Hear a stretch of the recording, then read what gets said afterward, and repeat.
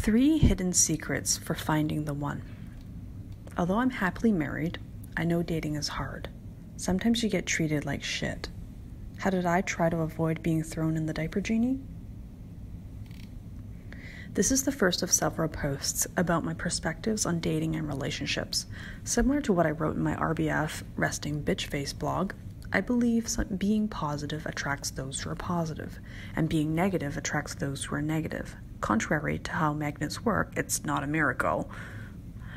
If we treat ourselves well, we will attract people who will treat us well. If we treat ourselves like shit, we will attract those who are attracted to those who treat themselves like shit. You know, so they can take advantage of us and expand their shit-treating skills. Wait a sec, just so we are clear, how do you treat shit? I've changed my fair share of poopy diapers, still going at it by the way, and those get dumped into the diaper genie, so no one can see it, hear it, taste it, touch it, or smell it. They call it a genie for a reason. Since most romantic relationships typically put all 5 senses to good use, possibly 6 if you're Demi Moore and Ghost, cue the music, oh my love. Getting treated like shit is like being invisible to the other person, unless you're in the situation mentioned above. Anyway, I want to be completely honest. My level of dating experience compared to some others is relatively limited, although I can definitely vouch for my experience of working on relationships. So for the dating gurus and single folks who have been at it for many, many years, please take my story and opinion with a grain of salt. Maybe it's something you've already heard of and are rolling your eyes at the screen. Maybe you didn't even get through to this part because you're so jaded by the whole dating scene. Or maybe it's something new and refreshing.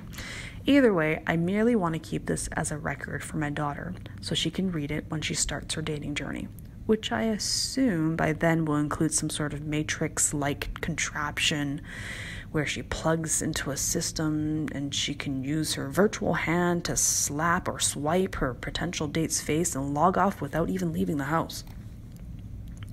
I was in a committed relationship for 8 years throughout most of my 20s. Let's just say I was ready to settle down and he wasn't, which really isn't about readiness and rather be about being the right person for each other at the right time. Another post another time about my life lesson on change.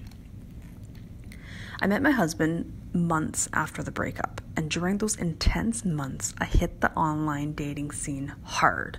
At 27, I was a nervous little lamb who had no idea what dating was, especially online dating, with that cutthroat, swipe left, swipe right, you're in or you're out type of mentality. Having spent most of my adult years in a relationship made it hard to separate myself as an individual and meet men who had been at the game for years. I literally came out of that relationship asking myself, who am I? Where am I? Is this real life? I kind of had an existential crisis, to say the least. So before entering the scary dating world, I invented the following 3 secrets to discover who I was. I found it extremely helpful and thought it might inspire others to do the same. I think it's fun to do even if you're happily coupled or happily singled. What are the secrets? It's about defining what you need, want, and deserve in a relationship. Needs. Generally, I have this belief that everyone needs the same qualities in a partner in order to have a healthy relationship. You know, the usual suspects like loyalty, integrity, trustworthiness, and a good heart. Like he's not a serial killer or some twisted soul who enjoys the pain of others. I'm not going down the 50 Shades road, okay? Thank you very much.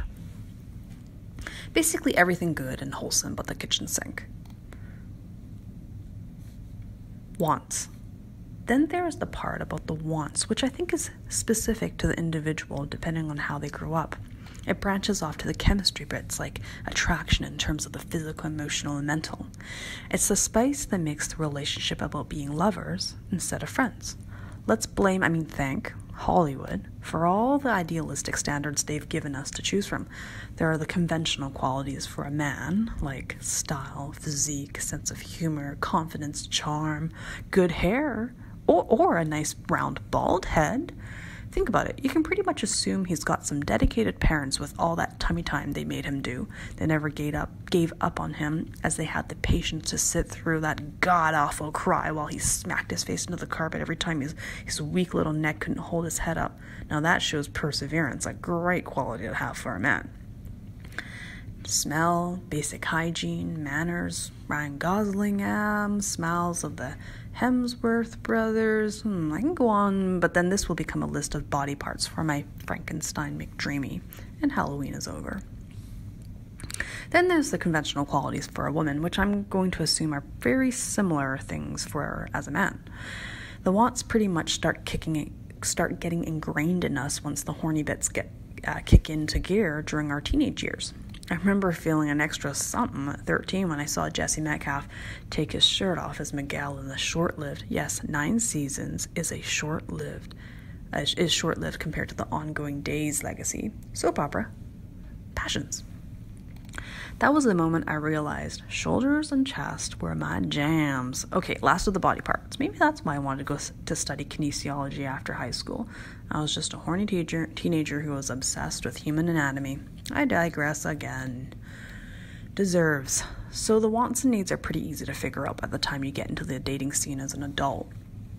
Now comes the deserves part, and that is the hardest category to define and be honest about with ourselves, because that means looking in a mirror and seeing ourselves in raw form, the good, the bad, and the ugly. Some may be stuck in the bad and ugly bits because insecurities have smudged their mirrors and they can't see the good. Then there are those who only see the good and are too afraid to move the mirror just slightly to see the bad and ugly. We all deserve to be loved, and we all deserve to have the capacity to love. And to really understand what we deserve, we must get into a relationship with ourselves and work on it so we have the skills to work on a relationship with someone else. That means going on mental dates with ourselves and going through our list of needs and wants. I asked myself some questions. Which ones do I have? Which ones do I not have? What am I going to do to bridge that gap? Are there things I want to work on? No. Why don't I want to work on them? Yes. What should I do now to start improving myself? What do I deserve? If I don't want to date me because I'm treating myself like shit, then that's the pool I'm going to be selecting from. We need to learn to love ourselves, treat ourselves with respect, kindness, integrity, and authenticity. We cannot cheat ourselves of true happiness.